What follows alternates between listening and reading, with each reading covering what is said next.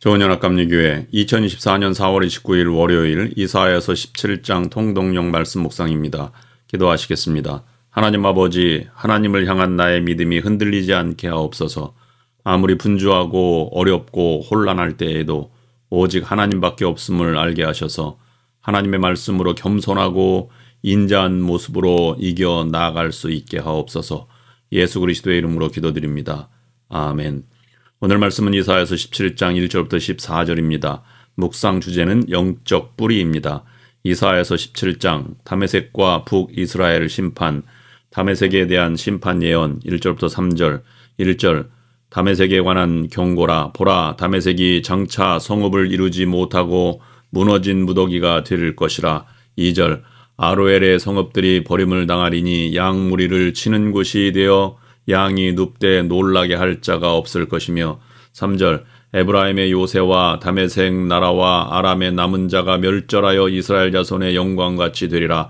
만군의 여호와의 말씀이니라. 북이스라엘에 대한 심판 예언 4절부터 11절. 4절 그날에 야곱의 영광이 쇠하고 그의 살찐 몸이 파리하리니. 5절 마치 추수하는 자가 곡식을 거두어 가지고 그의 손으로 이삭을 벤 것 같고 르바임 골짜기에서 이삭을 주운 것 같으리라. 6절 그러나 그 안에 주울 것이 남으리니 감람나무를 흔들 때에 가장 높은 가지 꼭대기에 과일 2-3개가 남음 같겠고 무성한 나무의 가장 먼 가지에 4-5개가 남음 같으리라. 이스라엘의 하나님 여호와의 말씀이니라.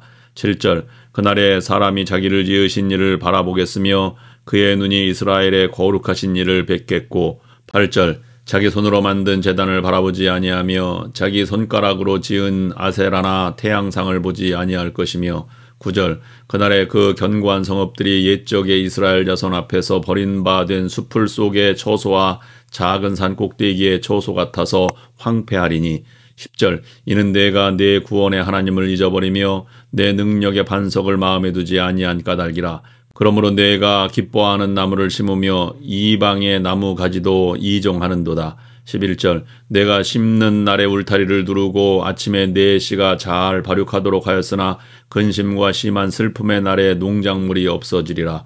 아수르에 대한 심판 예언 12절부터 14절. 12절 슬프다 많은 민족이 소동하였으되 바다 파도가 치는 소리같이 그들이 소동하였고 열방이 충돌하였으되 큰 물이 몰려옴같이 그들도 충돌하였도다. 13절 열방이 충돌하기를 많은 물이 몰려옴과 같이 하나 주께서 그들을 꾸짖으시리니 그들이 멀리 도망함이 산에서 겨가 바람 앞에 흩어짐 같겠고 폭풍 앞에 떠드는 티끌 같을 것이라. 14절 보라, 저녁에 두려움을 당하고 아침이 오기 전에 그들이 없어졌나니 이는 우리를 노략한 자들의 몫이요 우리를 강탈한 자들의 보응이니라.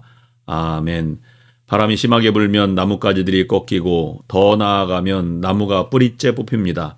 그러나 깊은 뿌리를 가진 나무는 뽑히지 않습니다. 나무에게 가장 중요한 것은 뿌리입니다. 주변에 많은 사람들이 있습니다. 어떤 분은 수시로 넘어지고 어떤 분은 큰 어려움이 와도 좀처럼 흔들리지 않습니다. 영적 뿌리의 차이입니다. 우리가 건강한 신앙생활을 하려고 하면 우리의 영적 뿌리를 든든하게 해야 합니다. 영적 뿌리가 약하면 주변의 환경에 쉽게 넘어지게 됩니다. 오늘의 말씀은 다메섹에 대한 하나님의 경고입니다. 지금 다메섹이 흔들리고 있습니다. 오늘의 말씀은 어떻게 하면 영적 뿌리를 강화시킬 수 있는가에 대한 말씀입니다. 여러분, 영적 뿌리를 강화하는 길을 걸어가시기를 바랍니다. 첫째, 영적 뿌리를 강화하는 법은 언제나 구원의 하나님을 기억하는 것입니다. 이스라엘이 2000년 동안이나 나라가 없으면서도 민족을 지켜온 힘이 이것입니다. 그들은 말할 수 없이 강한 영적 뿌리를 가지고 있었습니다. 그렇기 때문에 역사의 어떤 소용돌이 속에서도 버텨온 것입니다. 그들이 강한 영적 뿌리를 갖게 된 것은 언제나 구원의 하나님을 기억했기 때문입니다. 자신의 구원의 하나님을 기억하는 것, 이것이 영적 뿌리를 강화하는 방법입니다. 다메섹의 문제는 구원의 하나님을 기억하지 않았다는 것입니다. 이는 내가 자기의 구원의 하나님을 잊어버리며 자기 능력의 반석을 마음에 두지 않은 까닭이라. 10절에서는 그렇게 말씀하고 있습니다. 힘들고 어려울 때 언제나 여러분을 구원하신 구원의 하나님을 기억해야 합니다. 언제나 그분께 감사해야 합니다. 자신의 구원의 하나님을 잊는 사람은 영적 뿌리가 병든 사람입니다. 두 번째로 영적 뿌리를 강화하는 방법은 모든 일을 반석에서부터 시작하는 것입니다. 인생은 집을 짓는 것과 같습니다. 집을 지으려면 터가 중요합니다. 어떠한 터 위에 집을 짓느냐에 따라서 튼튼한 집을 지을 수도 있고 약한 집을 지을 수도 있습니다. 예수님은 지혜로운 자는 집을 반석 위에 짓는 자라고 하셨습니다. 그래야 남는다는 것입니다. 폭풍 속에서도 반석 위에 지은 집은 남습니다. 쓰러지지 않습니다. 우리가 영적으로 강해지기 위해서는 모든 일을 반석이신 하나님 안에서 시작해야 합니다. 하나님은 우리를 도와주십니다. 그러나 거기에는 반드시 조건이 있습니다. 하나님이 시작하신 일은 하나님이 도우십니다. 아브라함을 그리고 다윗을 그리고 바울을 도우셨습니다. 사도 바울은 말합니다. 너희 속에 착한 일을 시작하신 이가 그리스도 예수의 날까지 이루실 줄을 우리가 확신하노라. 빌립보서 1장 6절 말씀입니다. 하나님은 자신이 시작하신 일을 반드시 이루시는 분이십니다. 우리가 영적으로 튼튼한 삶을 살기 위해서는 무엇을 하든지 하나님 안에서 시작해야 합니다. 하나님이 기뻐하시는 일이 되어야 한다는 말입니다. 하나님이 원하시는 일이 되어야 합니다. 마지막 셋째로 영적 뿌리를 강화하는 방법은 넘치는 능력을 받아야 한다는 것입니다. 은혜는 차고 넘쳐야 합니다. 나무는 물과 영양분이 차고 넘칠 때 자라나고 꽃이 피고 열매를 맺게 됩니다. 나무가 적당한 물과 영양분만을 공급받는다면 그 나무는 생존할 뿐입니다. 자라지 못하고 열매를 맺지 못합니다.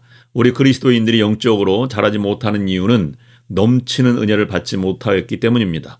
은혜를 받아도 현상 유지만 할 뿐입니다. 그래서는 안 됩니다. 우리의 영적 뿌리가 강하게 자라기 위해서는 차고 넘치는 은혜를 받아야 합니다. 영적으로 충만하다는 의미는 가득 찼다는 의미보다는 차고 넘친다는 의미입니다. 차고 넘쳐야 합니다. 그래야 흘러나올 수 있습니다. 주님의 능력이 내 마음에 차고 넘쳐나야 합니다. 그래야 그 넘친 것이 우리를 자라나게 하는 것이고 열매를 맺게 하는 것입니다. 오늘 은혜를 받았으니 되었다. 이렇게 생각하지 마시기를 바랍니다. 계속 더 많이 달라고 요구하며 살아가야 합니다. 하나님의 은혜가 차고 넘칠 때 우리는 열매를 맺고 최종 승리자가 될 수 있는 것입니다. 오늘의 기도 제목을 드립니다. 첫째, 구원의 즐거움을 느끼게 하옵소서. 둘째, 하나님의 말씀 없이는 움직이지 않겠습니다. 셋째, 차고 넘치는 은혜를 구하며 살아가겠습니다. 기도하시겠습니다.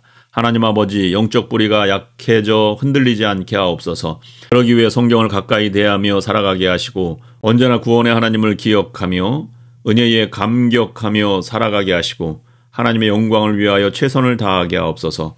하나님의 은혜를 구하되 넘치는 은혜를 구하며 열매 맺는 삶이 되게 하옵소서. 예수 그리스도의 이름으로 기도드립니다. 아멘.